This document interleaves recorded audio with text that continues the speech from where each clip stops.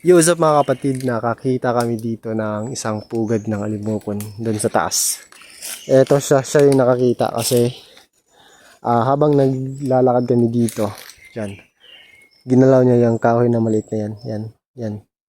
Tapos pagkatapos niyang galawin, may lumipad doon galing pababa.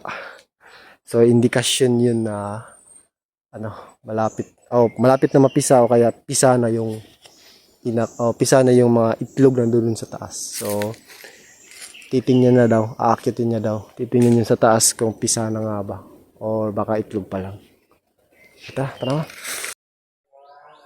Ayun, so nakita niyo mga kapatid, malapit na palang mapisa. Kala ko inakay na.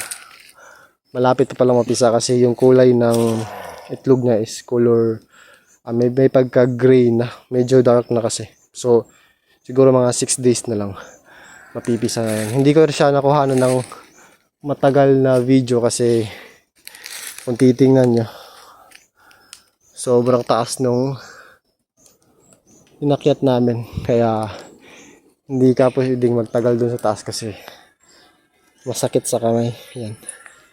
Namumula na. Kaya